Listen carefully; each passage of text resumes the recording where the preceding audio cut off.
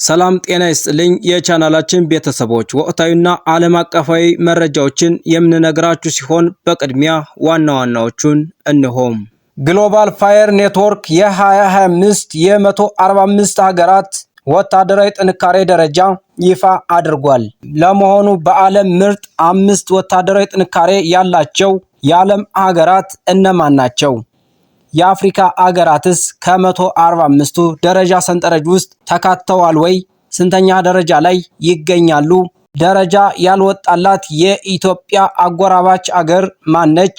የተወደዳችሁና የተከበራችሁ የቻናላችን ቤተሰቦች ወቅታዊና ዓለም አቀፋዊ መረጃዎች እንዲደርሷችሁ ቪዲዮውን ላይክ እና ቻናሉን ደግሞ ሰብስክራይብ በማድረግ ቤተሰብ ሁኑ እያል ቀጥታ በዝርዝር ወደምንመለከተው መረጃ እናልፋለን።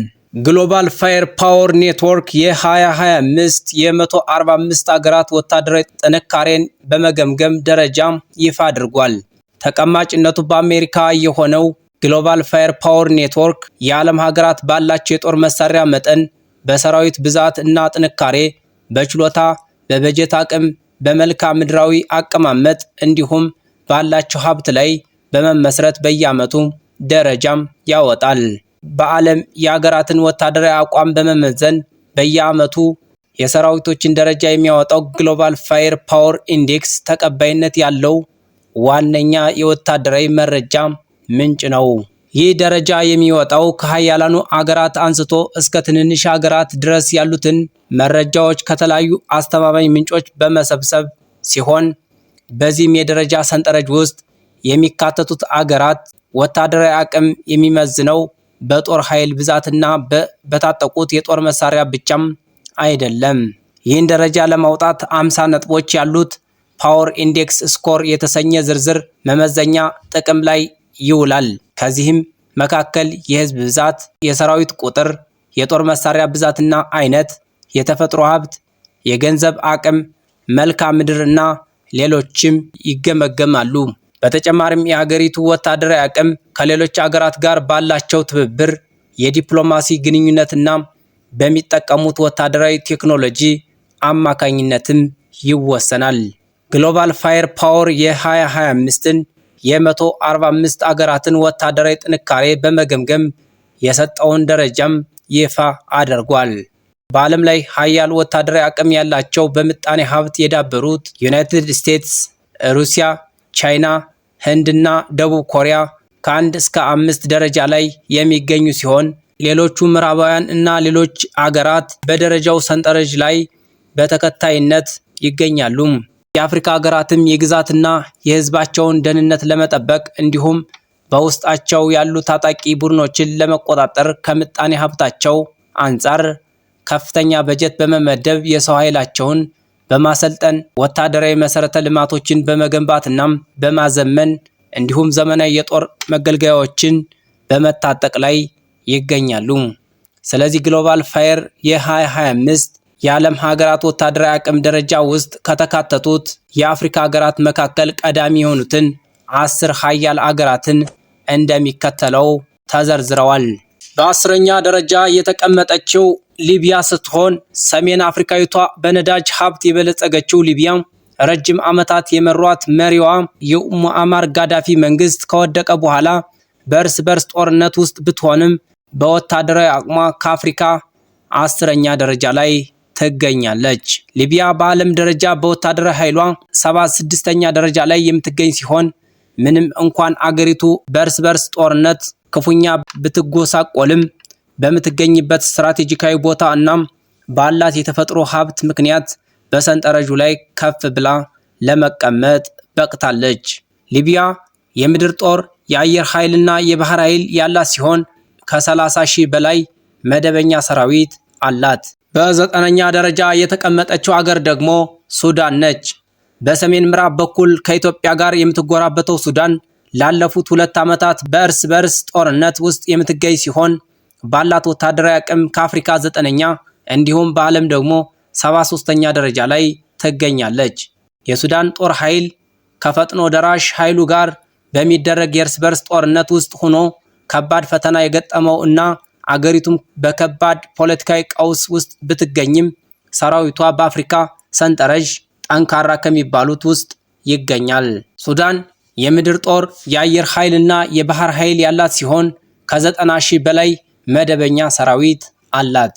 በስምንተኛ ደረጃ የተጠቀሰችው ሀገር ዲሞክራቲክ ኮንጎ ስትሆን የዲሞክራቲክ ኮንጎ ሰራዊት በተለይ በአገሪቱ ምስራቃዊ ክፍል ውስጥ ከሚንቀሳቀሱት አማጽያን ጋር እየተዋጋ የቆየ ቢሆንም በጥንካሬው በአፍሪካ 8ኛ በዓለም ደግሞ 66ኛ ደረጃ ላይ ይገኛል።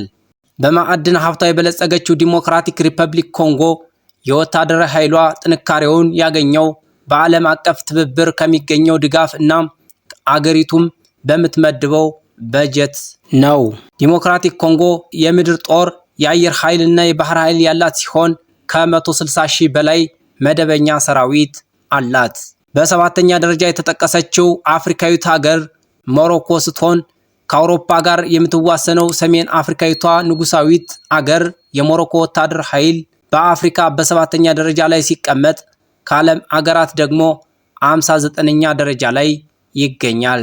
ሞሮኮ ወታደራዊ ኃይሏን በሰው እና በትጥቅ የምታጠናክረው በተለይ የድንበር ጥበቃዋን ለማጠናከር እናም በምዕራብ አፍሪካ የሚንቀሳቀሱ የሽብር ቡድኖችን ለመቆጣጠር ነው። ሞሮኮ ባላት ጠንካራ ምጣኔ ሀብትና ከምዕራባውያን ጋር ባላት ጠንካራ ዲፕሎማሲያዊ እንዲሁም የመከላከያ ትብብር አማካኝነት ጠንካራ ሰራዊት ለመገንባት ችላለች። ሞሮኮ የምድር ጦር፣ የአየር ኃይልና የባህር ኃይል ያላት ሲሆን 200 ሺህ የሚጠጉ የመደበኛ ሰራዊት አባላት አሏት። ሌላኛዋ በስድስተኛ ደረጃ የተጠቀሰችው አፍሪካዊት አገር አንጎላ ስትሆን ደቡብ አፍሪካዊቷ አገር አንጎላ በወታደር ኃይሏ ጥንካሬ በዚህ ዓመት በአፍሪካ 6ኛ በዓለም ደግሞ 56ኛ ደረጃ ላይ ትገኛለች። የአንጎላ ጦር ኃይል ጥንካሬ ምንጭ አገሪቱ ከነዳጅ ሀብቷ ከምታገኘው ገቢ በምትመድበው በጀት ነው። አንጎላ ሰራዊቷን በማጠናከር በአፍሪካ ሀያል ከሚባሉት አገራት ጋር እንዲሰለፍ ያደረገችው በአገር ውስጥ ሊያጋጥሟት የሚችሉ የደህንነት ስጋቶችን ለመቋቋም በሚል ነው። አንጎላ የምድር ጦር፣ የአየር ኃይልና የባህር ኃይል ያላት ሲሆን ወደ 110 ሺህ የሚጠጋ መደበኛ ሰራዊት አላት። በአምስተኛ ደረጃ የተጠቀሰችው አገር ኢትዮጵያ ስትሆን ኢትዮጵያ በጦር ኃይል ጥንካሬ በአፍሪካ የ5ኛ ደረጃ ላይ የምትገኝ ሲሆን በዓለም ደግሞ 52ኛ ደረጃን ይዛለች። ኢትዮጵያ ግዙፍ ሰራዊት የገነባችው በአገር ውስጥ ደህንነት ለማስጠበቅና በቀጠናዊ የደህንነት ሁኔታ በተለይም በአፍሪካ ቀንድ ያላትን ግጭቶች መሰረት በማድረግ ነው። ኢትዮጵያ ሰራዊቷን ዘመናዊ የጦር መሳሪያዎች ለማስታጠቅ፣ ወሳኝ ወታደራዊ መሳሪያዎችን ለመስራት እና የሰው ኃይሏን ለማሰልጠን ከፍተኛ መዋዕለ ንዋይ ታፈሳለች።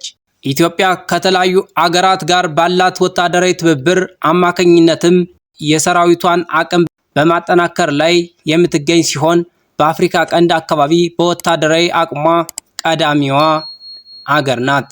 ኢትዮጵያ የምድር ጦር፣ የአየር ኃይልና የባህር ኃይል ያላት ሲሆን ከ160 ሺህ በላይ መደበኛ ሰራዊት አላት።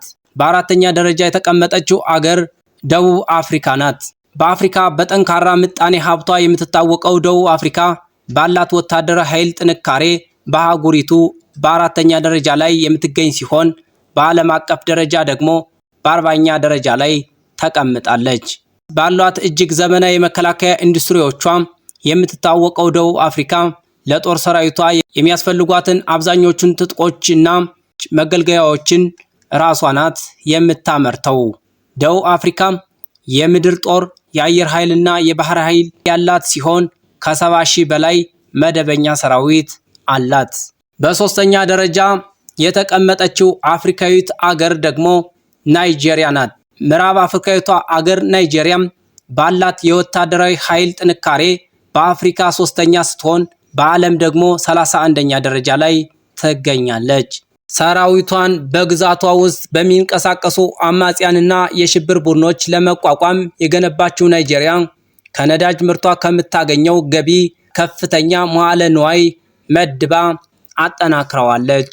ናይጄሪያ የምድር ጦር፣ የአየር ኃይልና የባህር ኃይል ያላት ሲሆን ከ230 ሺህ መደበኛ ሰራዊት በላይ ያላት አገር ነች። በሁለተኛ ደረጃ የተቀመጠችው አገር አልጄሪያ ስትሆን ሰሜን አፍሪካዊቷ አገር አልጄሪያም በጦር ሰራዊት ጥንካሬ በአፍሪካ በሁለተኛ ደረጃ እንዲሁም ከዓለም ደግሞ 26ኛ ደረጃ ላይ ተቀምጣ ትገኛለች። የአልጄሪያ ጦር ሰራዊት ጥንካሬ የተገነባው አገሪቱ ከምታገኘው የነዳጅ ዘይት ገቢ በምትመድበው በጀት አማካኝነት ሲሆን ይህም ወታደራዊ ኃይሉ ዘመናዊ ትጥቅና በደንብ የሰለጠነ ሰራዊት እንዲኖረው አድርጓል። አልጄሪያ የምድር ጦር፣ የአየር ኃይል እና የባህር ኃይል ያላት ሲሆን 325,000 የሚሆን መደበኛ ሰራዊት አላት። በአንደኛ ደረጃ የተቀመጠችው አፍሪካዊት አገር ግብጽ ስትሆን ከመካከለኛው ምስራቅ ጋር በመዋሰን በሰሜን አፍሪካ የምትገኘው ግብጽ በወታደር ኃይል ከአፍሪካ ቀዳሚዋ አገር ስትሆን በዓለም ደግሞ በ19ኛ ደረጃ ላይ ትገኛለች። ግብጽ ወታደራዊ ኃይሏን ለማጠናከር ከአሜሪካ የምታገኘውን ከ1.5 ቢሊዮን ዶላር ዓመታዊ ወታደራዊ ድጋፍን ጨምሮ ከሌሎች አገራትም ከፍተኛ መጠን ያለው ወታደራዊ እርዳታን ታገኛለች።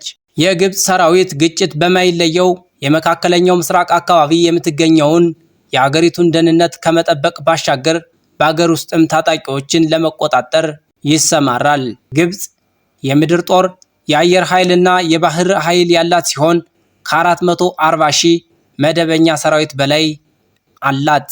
ሌሎች የኢትዮጵያ አጎራባች አገራት ምን ደረጃ ላይ ይገኛሉ? ደረጃ ያልወጣላት የኢትዮጵያ አጎራባች አገርስ ማናት? የሚለውን ቀጥለን እንመለከታለን።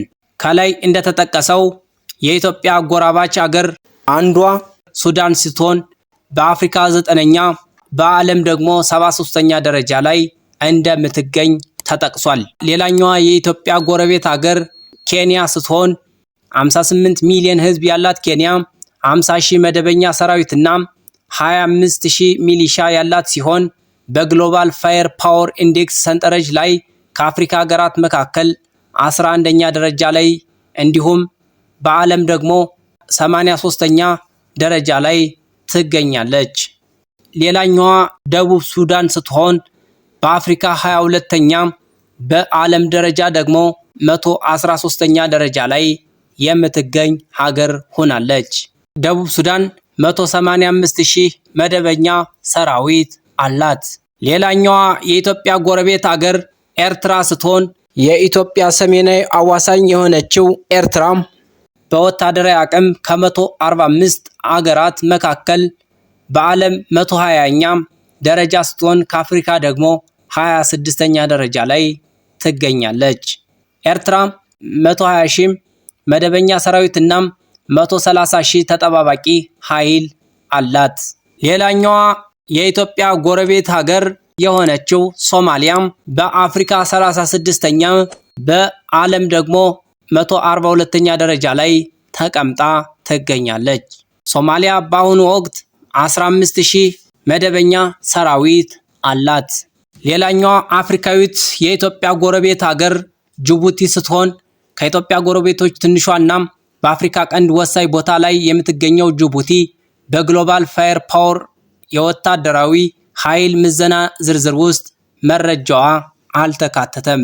ጅቡቲ ወሳኝ የሆነው የባህር ንግድ እንቅስቃሴ በሚተላለፍበት የኤደን ባህረ ሰላጤ መግቢያ ላይ የምትገኝ ሲሆን በርካታ ሀያላን አገራት ወታደራዊ የጦር ሰፈሮችን በአገሪቱ ውስጥ አቋቁመዋል።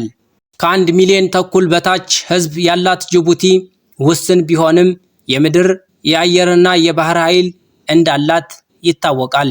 ምንም እንኳ ጅቡቲ በወታደር ኃይል ባትካተትም ካላት የቆዳ ስፋት ትንሽነት እንዲሁም ከሕዝብ ብዛቷ አንጻር ከሌሎች የአፍሪካ ቀንድ አገራት የበለጠ አቅም ይኖራታል ተብሎ አይታሰብም ሲል ቢቢሲ ዘግቦታል።